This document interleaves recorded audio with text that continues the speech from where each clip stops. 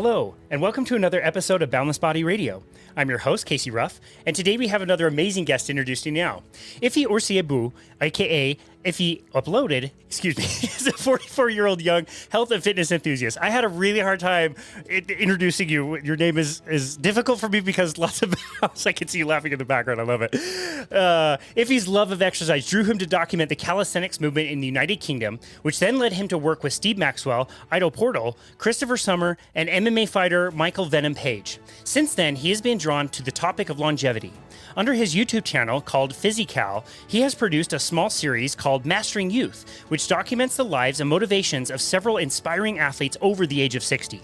Having experienced a tremendous amount of loss and illness in his family, Iffy is now on a mission to discover the truth or lies behind conventional health advice, and in particular, whether the guidelines on red meat consumption and saturated fat are flawed. Iffy has started the MeatBasedHeals podcast, which is a resource that Iffy is using to learn more about a meat-based approach to well-being.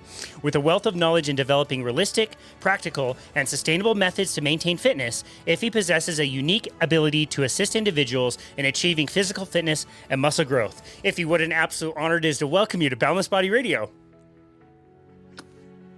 Thank you very much, Casey. Good to meet you. I'm actually going to second you, right? Let's see if you like this. Casey Ryan Ruff is a personal trainer and lifestyle and nutrition coach, specializing in the ketogenic and carnivorous ways of eating. His awakening to the benefits of low-carb approaches followed on from coaching thousands of people and supervising metabolic testing programs for a large corporate gym. In the almost 17 years he has coached, he's spotted common sticking points with his clients: weight loss, well-being, and performance issues. These sticking points prompted an exploration into the importance of dietary fat as a fuel source. Together with his wife, Bethany, they created Boundless Body LLC during the 2020 pandemic. Now a full-time advocate for the low-carb lifestyle, Casey is prolific in his podcast output. So prolific, in fact, that he's reinvigorated a fire in me to keep pushing the message despite obstacles, resistance, or lack of support. Welcome to your podcast, Casey. I have never been introduced on my own podcast. That was amazing. That was amazing. That was totally unexpected. Well done, my friend. So I've seen on your Instagram that you do hire out for voiceovers, and I was listening to some of the things you've done, like commercials. You did the phone line for like a hotel. Dude, if I stayed in a hotel that had a landline that you did the recording on, I would just sit in the room and keep dialing it to hear your voice. You've got the best voice, dude. Thank you very much. Thank you. Yeah. I'm working on that side hustle as well. So that's. We just cut out a little bit. Oh, there we go. We're back. Okay, We're back. Yeah, We're back. Well, I really appreciate you did such a good job on the introduction. Like I said, you've got such a great voice. This is going to be fun. So I think we just kind of met each other through Instagram. I'm not sure who friended who first, but I really love what you're doing with your page. Before we get into your personal story, can you tell us about like what you're trying to put out on Instagram? It's basically I'm juggling so many different things. One, I'm into fitness. 2, I'm into nutrition. 3, I'm into well-being. 4, I'm into art and music and so much things, right? Fitness has been a part of me for forever. I've been, when I was younger, I used to sprint. I did some rugby training. I did some martial arts. I did some fencing. I did a whole heap of things. And it's always been kind of my grounding. I guess like a lot of people, sometimes you have a challenging childhood. So there are certain things that, sport and fitness kind of gave me as an outlet. And as I got older, it became less and less of, something that was in the kind of the forefront. I was kind of pushed into education coming from a very traditional Nigerian family. So fitness was something that was kind of had to be pushed aside, which is one of my biggest regrets. And then I got myself that, I should document it and I would be some sort of media mogul rather than, actually partaking in fitness. and that was the brand Physical. So initially I started by putting up some of my own exercises, and people were like, "Oh, this is really good. How are you managing to do all of these body weight, or how are you how are you managing to stay fit without a gym membership?" And then I kind of introduced them to body weight training and calisthenics, and then I got a bit camera shy, so I decided to go behind the camera and document various people in the whole fitness scene, starting with the calisthenics movement, as you mentioned up front. And then most recently, I've just become really obsessed with longevity. I have the Mastering You series, which documents, people over the age of 60 who are effectively athletes, people that are in really good shape for their age. And I just kind of look at wanting to demystify fitness, because I think there's so many unnecessary complex messages that are put out there, and I think it can just be so much simpler. And with regard to eating and nutrition, so it's been in the last 3 years that I have become meat-based. So effectively, my diet is 70 to 90% kind of meat-based. And the reason why I got into it is I saw, this is the origin story for everyone. I saw a Joe Rogan podcast, right? And it was with the knees over toes guy. Oh yeah. And he was talking about how he was referring to Paul Saladino and the meat and the fruit diet. So I kind of went into a kind of a deep dive on that, looked into, various other personalities, various other doctors and medical professionals in the space, various other influencers in the space as well. And it kind of coincided at the same time as my mum being diagnosed with Alzheimer's. So I looked into Alzheimer's and dementia, and all of the guidelines that she had followed and other various other family members had followed seemed to not put them in advantageous positions with their health. And the one thing that stood out is very few of them ate red meat. And kind of 3 years on, I am pretty much meat based with my eating. So that's kind of like my background in a nutshell, in a very big nutshell. It's a big nut, unlocked to pack there. You've gone through a lot, and it's a lot of convergence of different things. And so I'm sure we'll drift from nutrition to exercise to more of that longevity component and all of it. I do absolutely love, and part of the reason why I wanted to bring you on the show is I love that you said that there's too much noise in this space, in the exercise and nutrition space, and things can be simple.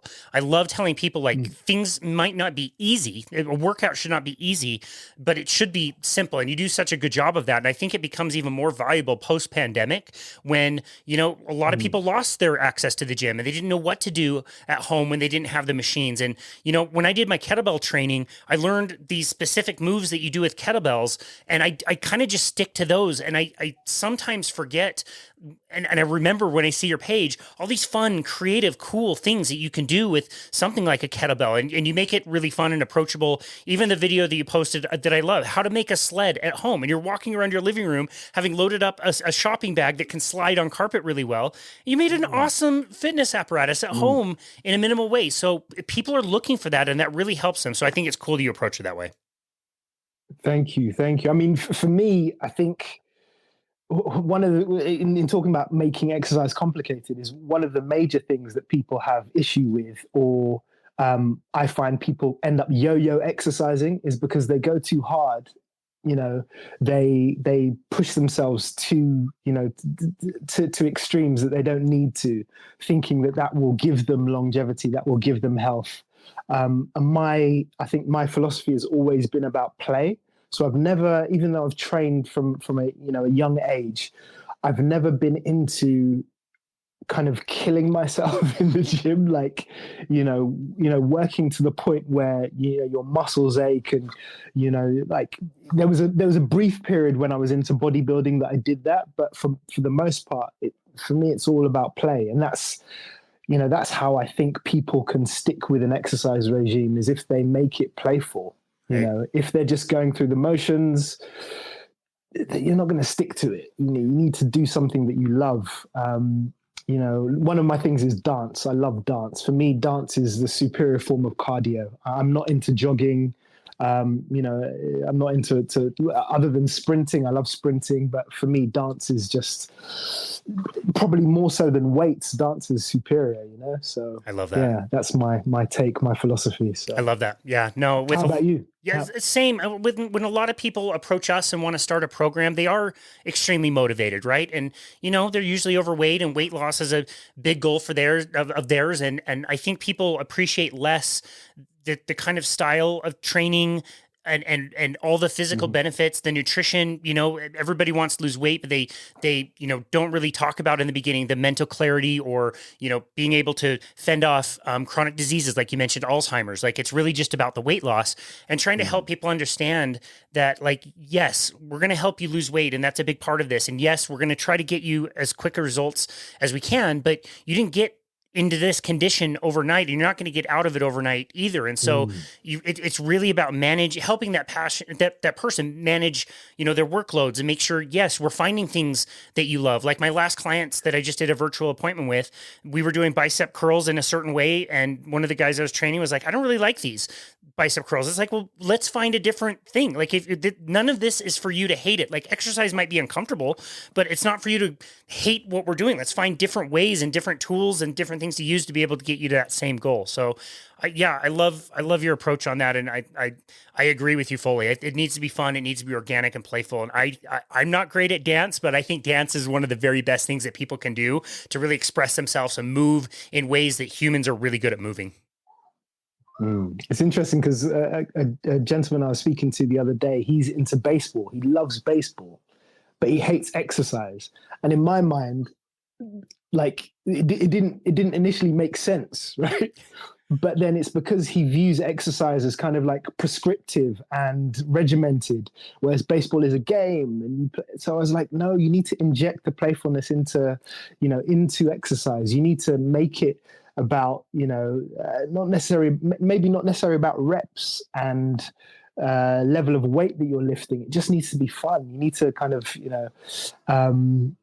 find that childlike spirit, and just use that as your fuel when it comes to exercise. I love that, man. And a good, fitness professional at any level can help try to mix that into a program. So I'm sure you were able to help him understand, like, let's 100%. Do things that are kind of fun that would be similar to baseball. And I'm really curious on your personal story. You mentioned a difficult childhood, and in the introduction we talked about, loss and a lot of tragedy. Can you touch on some of those points and some of the things you went through? You mentioned your mom, and I'm very sorry about your mom and other family members dealing with Alzheimer's. But what other kind of tragedies and things did you have to go through in your childhood?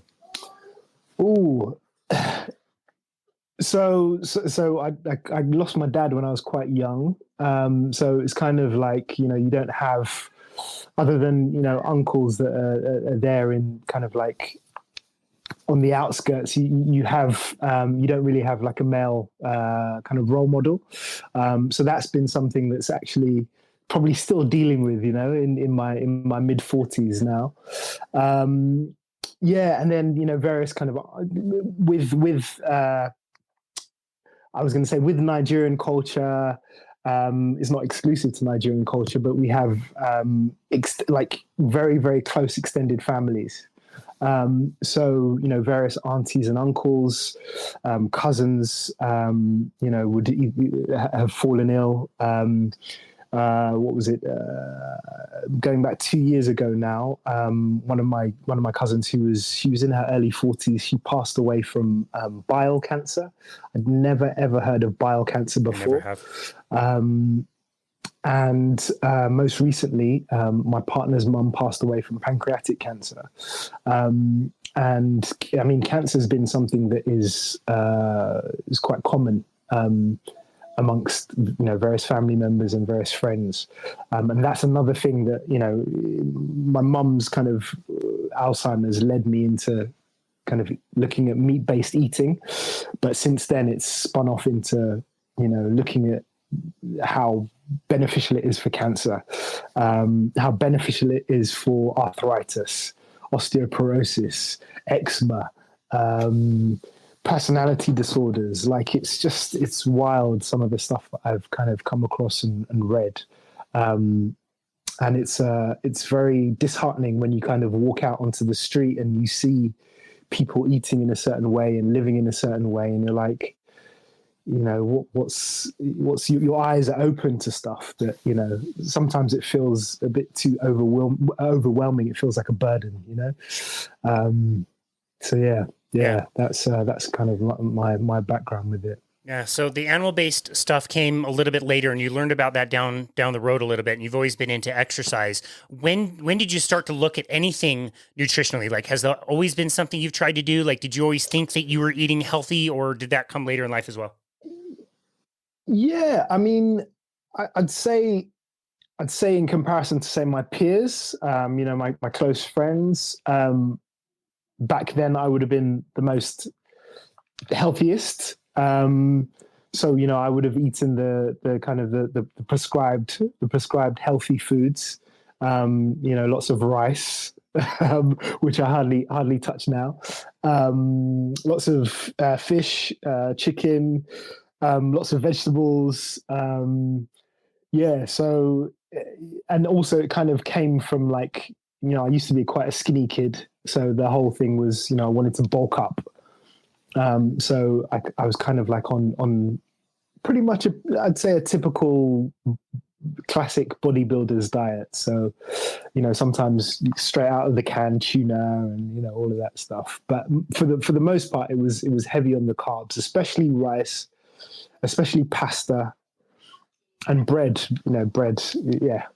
That was a go-to every morning. Yeah. And to most people, that would probably sound like a very healthy diet. You're eating vegetables, you're getting some protein in, you're getting, fruits and vegetables. Like I said, I mean, that most people might consider that to be a really healthy diet. Yes. And, funnily enough, connected to the whole rice thing is, since I was little, I've always had hay fever. During the summer months, I would want to scratch my eyes out. Like, it would be so bad. Wow. And after a year of eating meat-based, like, I was able to, like, something that I've never been able to do before, but I fell asleep in my partner's parents' garden, and there was like pollen floating all over the place, right? I'd never be able to do that before. Like, I'd be rushing to go back in because I'd feel like I was suffocating. And my partner, who grew up in the countryside, so she was, exposed to pollen from, since she was a baby. She ended up getting hay fever at the same time that she started dating me. Wow.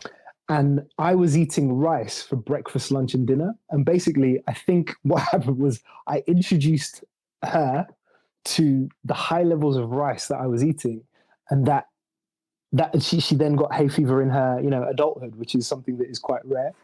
And it's just crazy, the things that the connections that I've started to make since going meat-based. It's wild. It's unbelievable. What other physical conditions were you dealing with? And maybe you weren't even associating them with diet at all, but what other physical things were you dealing with before you found an animal-based diet?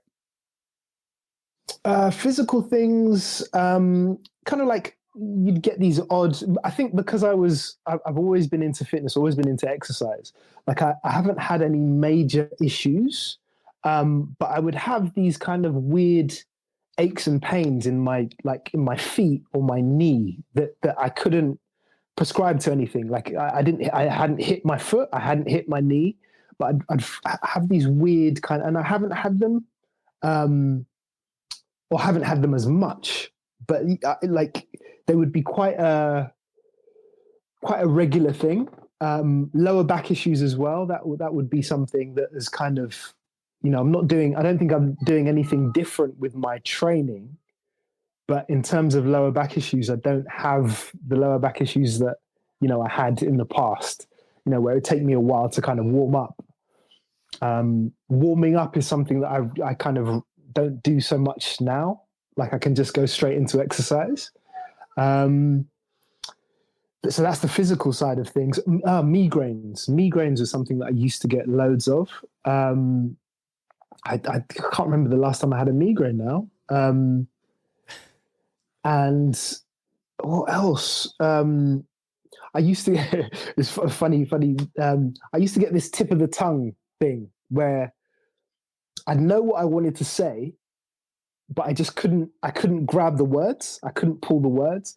And then now I'm starting to learn more about diet and dementia and diet and kind of cognitive issues. And I'm like, oh, okay, maybe I was in some sort of brain fog or something, and that's the reason why I wasn't able to kind of pull these words. Yeah, I think that's mood is another thing. I've always been like a calm and chilled person.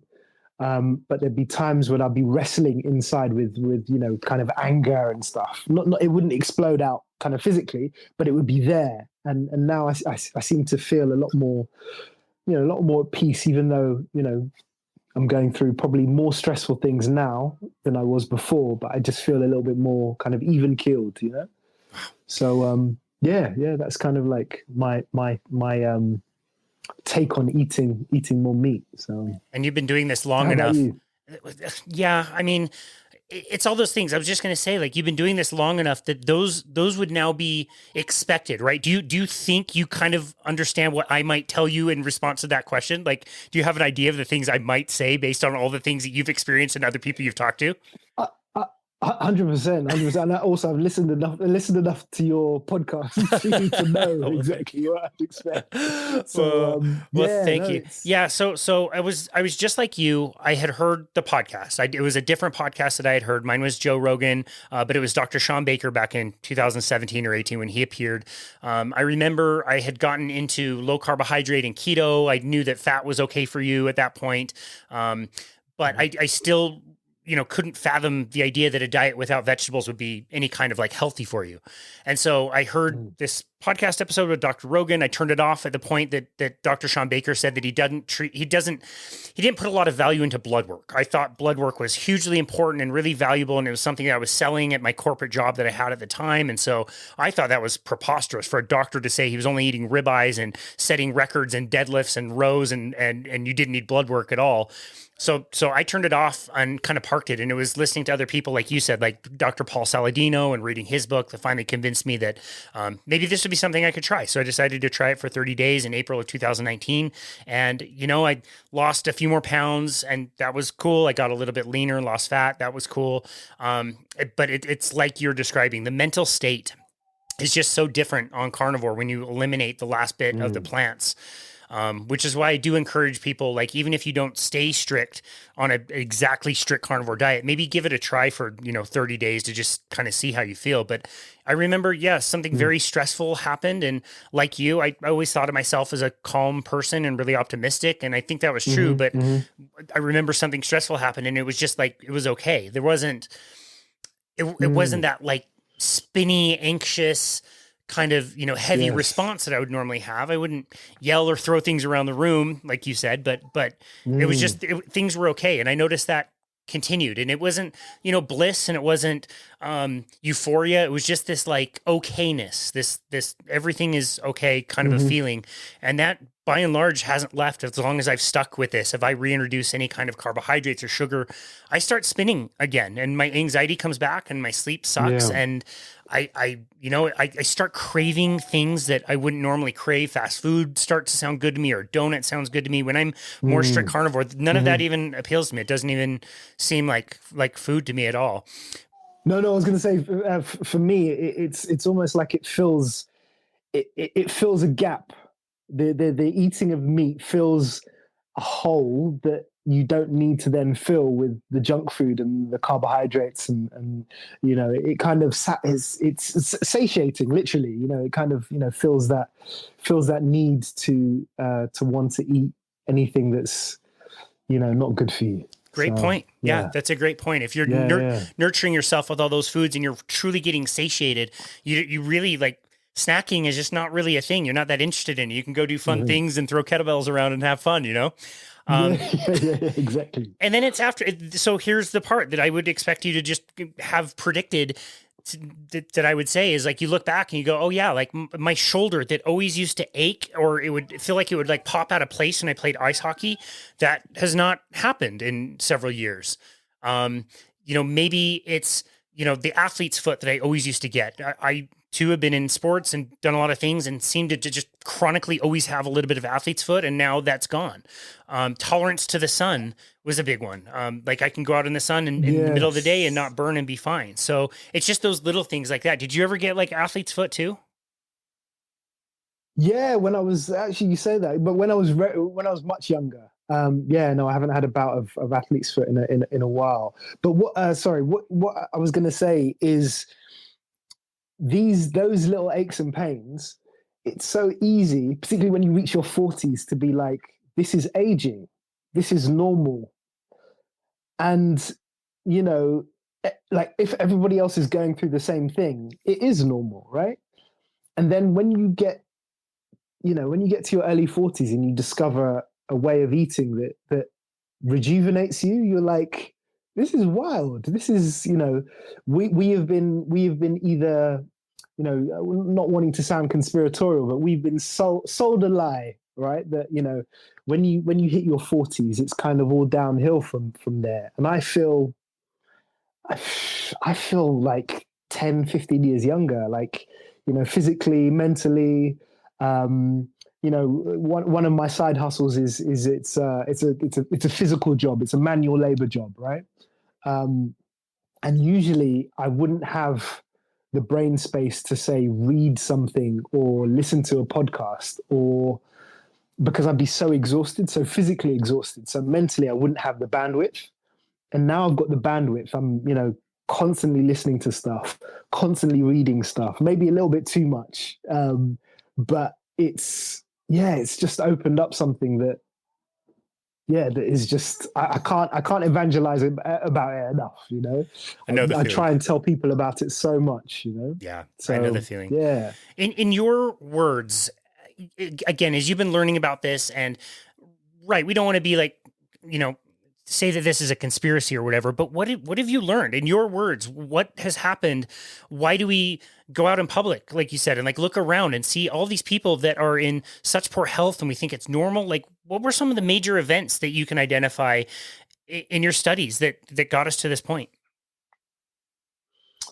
Oh man, it's I'd like to say, rather than a conspiracy, it's kind of more a conspiracy of circumstance. Or another way I look at it is I have this theory that it's kind of like the organism, they want to survive. So they may not necessarily be doing stuff out of 100% vindictive reasoning, but they want to protect their bottom line. They want to survive. They want to continue, making profit. So it's not necessarily that they are trying to poison us or make us ill on purpose. It's just one of those things. It's just the way they operate, unfortunately. So you've got all of this, junk foods that are subsidized. One of the examples I give is that why is a bottle of Coke cheaper than a bottle of water? For me, it doesn't compute. Water that comes from the earth requires very little processing. Whereas Coke has, multiple ingredients in it. Like why is Coke cheaper than bottled water? Why is processed food that requires a whole production line cheaper than, like a whole food? All of this just doesn't sit right with me. And then the issue then becomes that because these things are cheaper, a lot of people make the assumption that therefore they are good. And it's not that sorry, let me rephrase that. Because they're cheaper, it allows people to survive, right? And it's kind of like a good thing in a way. It's kind of like we're told that, or some people say that, some of these companies are saving people because they're allowing them to use less of their income on food. When in fact, I feel that people should be spending more money on food. I say that, I'm not in a privileged position or anything, but it just seems to me that if health is key to everything, food a lot more money on. As individuals and as society, that's how we help things like mental health issues and obesity issues. And sometimes it feels like these companies are taking from us in one hand, and one thing I've looked into is some of these corporations have investments in pharmaceutical companies as well as junk food companies. So they make money on the front end and they make money on the back end. The companies like Eli Lilly that produce diabetes drugs. I think it was one of their biggest, most profitable drugs. Some of their board members also sit on, I think it's called ADM, which is it's kind of a big American junk food corporation. Some of the board members sit on the boards of ADM as well, and it's like this is worrying. This is a conflict of interest that shouldn't exist. But unfortunately, it does. And sometimes I get quite disheartened by it. Sometimes I get quite depressed by it. Especially if I'm trying to convince friends and family. That is a big thing that can get me down sometimes. Have you been able to talk to friends and family? Have you been able to have some influence? Yeah, so a big change with their eating, and also they're just more aware of it. So for me, it's not a case of trying to convince people. It's more a case of informing them. So if they make a decision that is bad, they're aware that it's bad. It's not that they're making a decision because they've been told it's good. It's more, I think doctors refer to it as informed consent. So if you make a bad decision, you're making that decision for bad reasons. You're not making it because you've been told that decision is a good thing. So that's more kind of like my angle. But I guess oftentimes I come across as preachy and evangelical to my friends and family. But how do you handle that? You must have family that are kind of resistant to that. So it is, and it's so hard. It's like you said, like when you find this way of eating, it's not that you're trying to sell people on this way of eating or feel better that other people are like on your side with it. I don't feel that way, and I can tell you don't really feel that way. I don't care if it were a vegan diet or whatever. It's just a diet. But when you feel how good you can feel, when you can think how good you can think, like you feel better in your 40s than you did in your 30s, you naturally, I think, want to share it. And it's so hard for me to learn the lesson of like, if this person's not asking about it, if they're not going to be open to it. And so you're just going to more like alienate people if you continue to try. One example, one of my neighbors posted something about the latest Netflix documentary about the twin study they just did. And the twin study took the sets of twins. There were 22 sets of twins, so 44 people, and divided them. And it was a really poorly done study that really didn't do that much, but they made this beautiful looking documentary about it and put it on Netflix, and it's getting all this attention. And one of my friends, one of my neighbors, posted about it and said, "This is an amazing documentary. It's really great." And, I sit and I think, and I'm like, should I say something? Should I not? And, I just try to like stick something in there like, yeah, this is a really good documentary. Just remember that, this was what they were actually measuring and whatever. And you just, I don't know, you hope that somebody out there will be willing to look at that and consider it before they start down a path that might take them to malnutrition and poor health. But you also don't want to alienate your friends who believe a certain way. So it's a challenge. As much as every time I go to the grocery store and I have my grocery cart and I want to point out that, no plants were killed in the shopping of all these groceries or whatever. It's tough because I know that person's probably not going to understand. They're probably not going to be interested in it. And so it's nice to find platforms like this or platforms like yours where you're sharing, but people don't have to listen to it if they don't want to. If they don't like it, they don't have to follow you. But if people do like it and it helps them, then awesome, you're helping people. So I think that's the best way to approach it, but it's a challenge. It's hard. Yeah, big time, big time. And I think one of my biggest issues is similar to the way that I do fitness is I'm quite playful, quite experimental, um, and I find that the way people eat, the food guidelines that they're given, it makes them avoid like experimenting, or it switches off their intuition. So if you find a way of eating that makes you feel, as you said, better in your 40s than you were in your 30s, and someone else is, someone else is kind of saying that, if you eat this way, you may potentially feel better.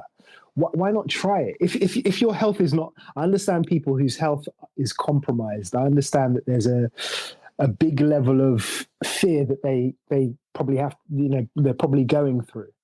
But if you're somebody that has health, I think you should be duty bound to experiment and try something different and see how it makes you feel. See how it could potentially help your mental health, how it can improve your longevity, your energy levels. We're all part of whether we're all part of a group, all part of our tribes, whether there is a family tribe or a societal tribe. Um, and the better we are as people, the better it is for the rest of society. So, if you are able, if you are in a position to experiment with how you eat and try something contrary to what you've been told, just do it. Like 30 days, 60 days, just give it a go. And if you feel good for it, then you've proved something to yourself. As much as it's important to follow science and understand science and not throw science kind of away completely, it's also important, I think, to self experiment. um, and if you don't self experiment, then you never really know. That's how I view things. I love that. You never really know. Yeah, I love that. It was a recent health conference that I went to, and the presenter was talking about different studies and asked everybody, like, what's the highest quality study that you can do? And everybody kind of murmured, like, oh, it's a randomized controlled trial. That's the best way that you can study and parse something out. And he corrected everybody. He said, no, the best study is an N of one. It's your own personal study of yourself. It doesn't mean anything scientifically. And what I eat doesn't scientifically mean that you have to eat the certain way, but the most important thing is how do you feel? How is your health? And you're right, that to have that attitude of exploration and willingness to try different things to improve health, I think is so important. Did you have quite a bit of resistance to a carnivorous way of eating, a more animal-based way of eating when you came across it? Or was it that one podcast had you pretty much convinced? It was less. I think with the knees over toes guy, what he was like, his whole thing is about injury prevention, right? And I think being in your early 40s, there's you're switched on to the fact that you're getting older. There are these kind of aches and pains that you're feeling. Or anyway, back then, there are all these aches and pains that you're feeling. How can you overcome them in a way? And I always have a bias towards natural things. I did all the supplements and stuff in my 20s and maybe in my early 30s as well. And then I stopped doing them because I was like, something's not right here. Like, I think, I'm healthy, so I shouldn't have to rely heavily on these supplements and stuff.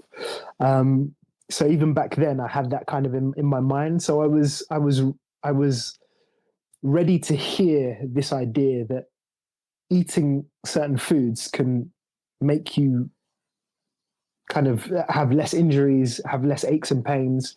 I was kind of open to that message. So it didn't take much to kind of try it, and just kind of see how things went. And yeah, 3 years on, I'm still pretty much meat based. So. That's amazing. Wow. Yeah. And then just knowing you and your personality, I can tell you being so thorough and wanting to learn more, that then pushed you into like, okay, let's understand the mechanisms of why this works and why this is really important. And that's continued to lead you down that path of learning more, it sounds like. Is that correct? Yeah, 100%. I mean, there's still some things that I'm kind of like the plants, the whole plants are trying to kill you thing. it's a compelling argument.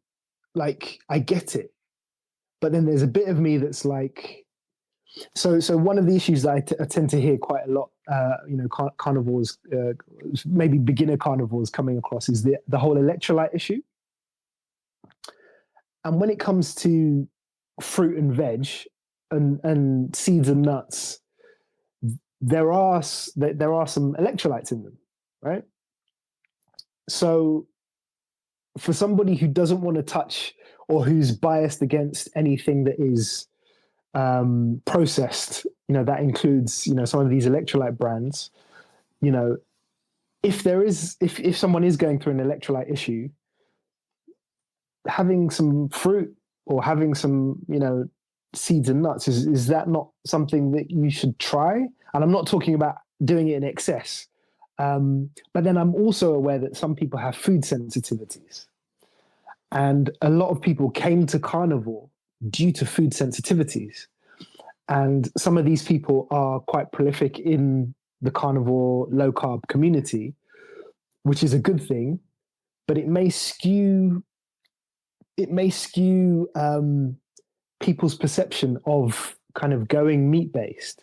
Because if somebody's saying that, they get psychosis from putting some herbs and spices on their food, for somebody who doesn't have that level of food sensitivity, that just sounds, as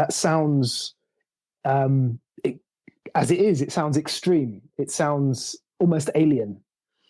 And unfortunately, some people who don't sit down to kind of consider the fact that it is a food sensitivity, I find those people kind of like run from the diet. They're like, this is a crazy thing. This is this is madness.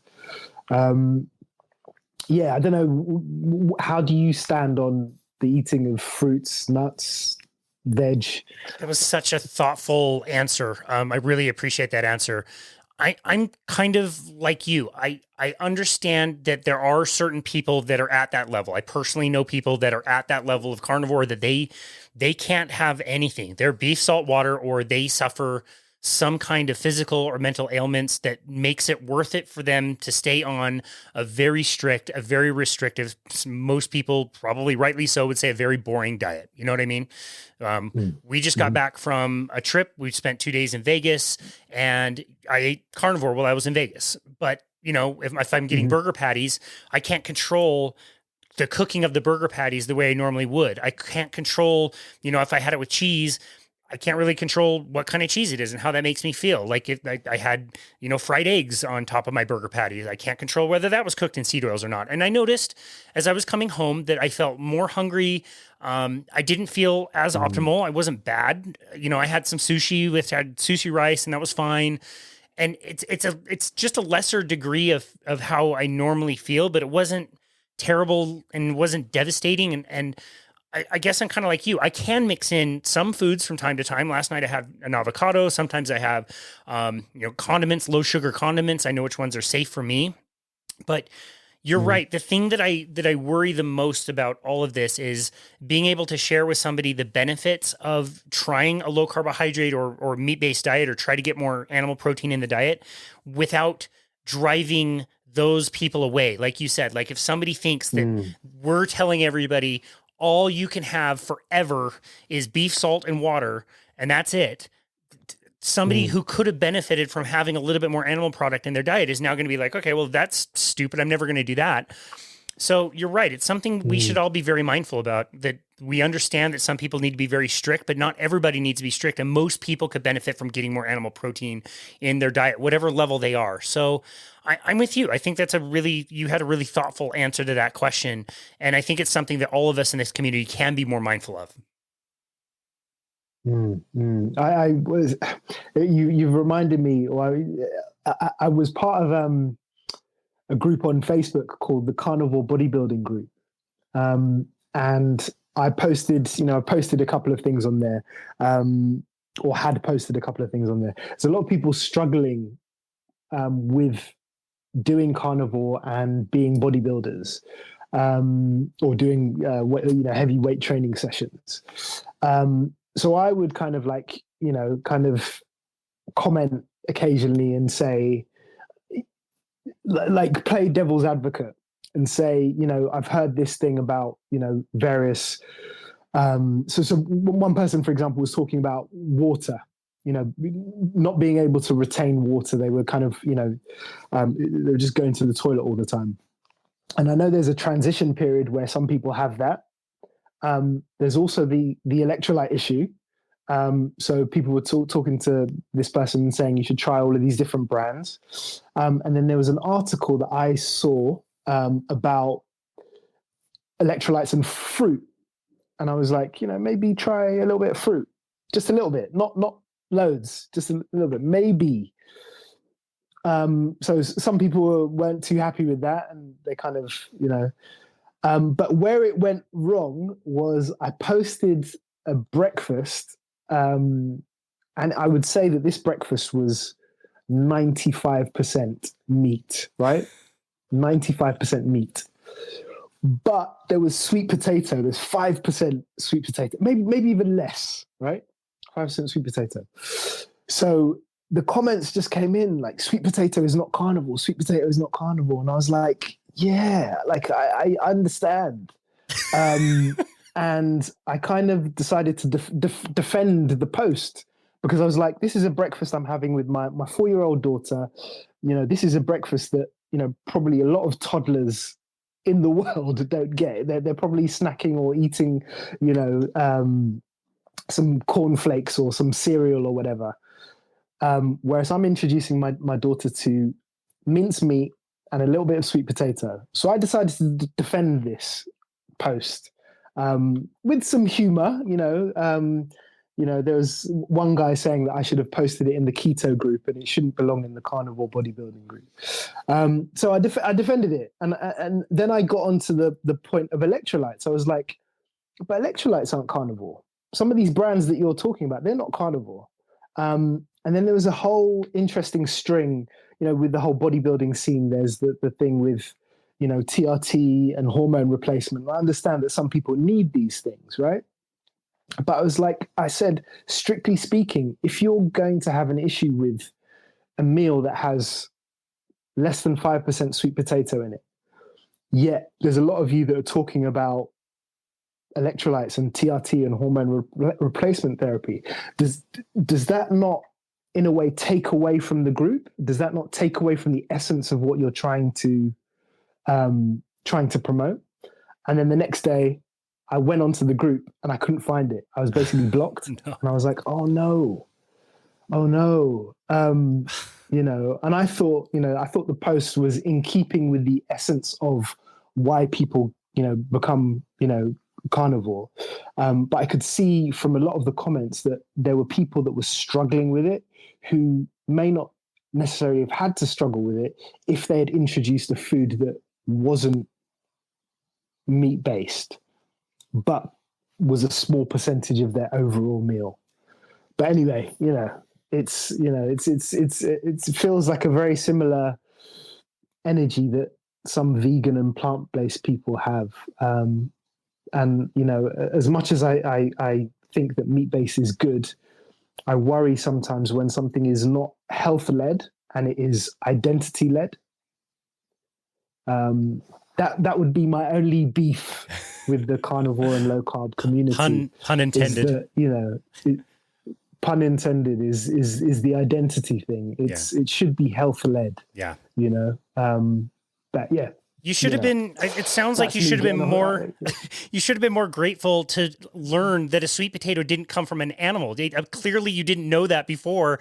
Then they pointed it out to you that it's not carnivore. Oh, thank you. So I had no idea. I thought this was part of a chicken or something. Yeah. I was going to say. Then I got really silly, and I was saying, well, if you're going to be like that, then water isn't carnivore, is it? I was being really silly, but yeah. It's tough. And I posted a picture a few months ago and it was like on my general Facebook page. So it wasn't even like on a carnivore forum or whatever. And it was a bunch of meat. And then it was like part of an avocado was on the side and it was just a little green thing. And it wasn't vegans coming at me saying like, you're eating so much meat. It was the carnivores that were saying, what's that green thing on your plate? It's like, guys, you're missing the point. Missing the point. Yeah. I mean, I can also understand if somebody comes from comes from it from food sensitivity issues. Yeah. I can understand why that avocado or that sweet potato could be offensive, but yeah, I don't know. It's interesting. Yeah, it's just interesting the way people are with food and diet, and the way they talk about it. It's very religious, Yes, very much. or can be very religious. Yep. Yeah, It's understandable, but it's something to be aware of. Something all of us could do yeah, a little bit better 100%. with. Yeah. I love what you do with fitness. We talked about it a little bit. You love kettlebells, for example. How are you able to make exercise more simple for people, like you mentioned earlier in the conversation? So my biggest thing is in making exercise simple is turning exercise into I like to, well, there's a phrase, I think it's a lady called Katie Bauman who coined it, which is movement snacks. So it's, instantly you take a break and you do, some form of exercise. And I think that's how people can make it fun. I think, some people need that concentrated hour to train, whereas other people, it needs to be dotted throughout the day. Just so that it's not overwhelming. Yeah, that's how I make it fun. That's how I make it playful. Occasionally I have the hour-long sessions, but sometimes I'll just get up from my desk and do 1 minute or 2 minutes of an exercise and come back and do my work again, and then half an hour or an hour later go back and do some more. And I also find it's quite beneficial in the sense of getting older, because you're giving yourself rest periods, and rest and recovery is crucial to maintaining, strength and muscle as you go over that 40 hump, I guess. Yeah. For me, I'm speaking for myself, not for everybody, but yeah, speaking for myself. Yeah. I'm assuming those hour-long sessions are much less frequent than they used to be for you. Is that true? Yes. Yeah. I'd say predominantly my training, the days that I do train, it's spread out throughout the day. And I kind of look at, people that live in cultures where they're farming or they're kind of manual based cultures. They exercise throughout the day, rather than, in a concentrated 1 hour session. And I also think it's good for weight loss. If you're constantly moving, I'm not a big proponent or fan of HIIT training. I as much as there's lots of science behind it, it just doesn't sit right with me that you do 15 to 20 minutes of high intensity training. I think the prescription should be that you move as much as you can. Yeah. I love that. That's my philosophy. That's my thinking. So, I love it. Yeah, I do the same with my workouts. Like for me, going to a gym for 45 minutes or an hour, it's probably just not going to happen anymore. But if I'm on a walk and I see monkey bars or something, trying to do some pull-ups or doing push-ups, or there's so many different fun, engaging things that people can do. And I think it makes it more approachable when you tell people you don't need to do 20 minutes of high intensity, interval training. You don't need to go to the gym for an hour. Like do something with some intention and do something every 30 minutes or an hour, like you said, like a snack. And I think that's a wonderful way of looking at things. Man, this has been a super fun discussion. I've thoroughly enjoyed. We kind of talked before about having a style where we're kind of going back and forth and talking to each other. And I've loved it, man. This has been great. It's been awesome. It's been awesome. I've got a whole load of other questions. We may have to do this again. Let's do this again. So many things that I want to speak to you about. Let's do this again. I would absolutely love that. Your message is amazing. I love the energy that you're putting out there. I know you've got so many things going on, like you said. Hard to separate them all since you're so busy. But I love finding people who are doing really good work, and you're doing really good work. You make things fun and enjoyable, and I think people really appreciate that. And it's very approachable. You're a very kind guy. And like I said, I've really enjoyed this conversation with you. Where would you like people to go to find you and connect with you and your work? Okay. So, Instagram, I guess, is the main place. And it's Ify Uploaded. That's IFY and then uploaded. Yeah, and like all of my different projects and different hats are on there. You know, the MeatBasedHeals, that's the podcast that you've reinvigorated me to continue, you know, pushing forward with. That's something that I'm doing. There's something called Shake Up the Routine, which is a project that I'm doing with my partner, which is to help people that are that work from home to kind of demystify and make exercise a lot easier for them. So yeah, juggling many things. You're such a stud. I love that. Such a stud. Thank you very much. Thank you.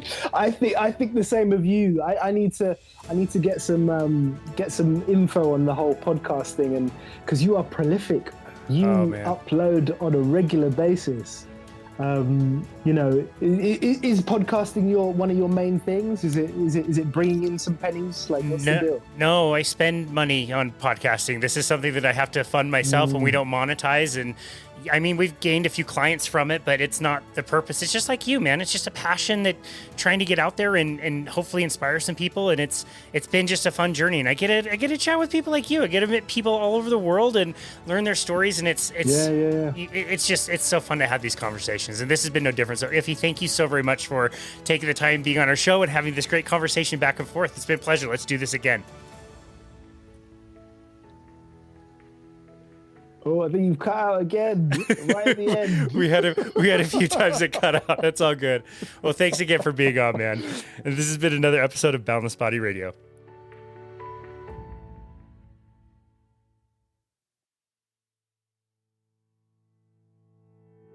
Thank you so very much for continuing to listen to Boundless Body Radio. As 2023 has come to a close and we're starting another new year in 2024, I always try to reflect on not only the direction that we want to go in the future, but also how much we have grown in this last year. Our podcast has now generated well over 400,000 downloads from all over the world, and it's all thanks to fantastic listeners like yourself. I hope you are as excited for the new year as we are around here. The lineup of guests that we have coming up is absolutely staggering, and we're always striving to bring you the best content from the most amazing people in health, nutrition, and wellness. Remember that you can always head on over to our website to book a complimentary 30-minute session with us at myboundlessbody.com. On our homepage, there is a Book Now button where you can select a time to speak with us about your health and fitness plan, especially for the new year. We've absolutely loved chatting with so many of you out there to bounce ideas off each other and try to come up with plans to help you achieve specific goals. And seriously, I really do mean this. Even if it's just to say hello and introduce yourself, we absolutely love connecting with our listeners in the community. Be sure to check out our YouTube channel as well if you want to watch these full interviews and also shorter interviews on more specific topics that are taken from these interviews. We've gotten really great feedback over there, and it's also a really fun way to interact with people who comment. We read and reply to every single YouTube comment we get, so be sure to subscribe to our channel and leave as many comments as you like to keep the conversation going. And of course, if you haven't already, please leave us a 5-star rating and review on Apple Podcasts. It really is the best way to make sure that the podcast gets out to more listeners. Your 5-star ratings and reviews are the best way to support us here at Boundless Body, and to support the podcast at Boundless Body Radio really only takes a moment, and it's very meaningful to us. Cheers to 2024, and thank you again for listening to Boundless Body Radio.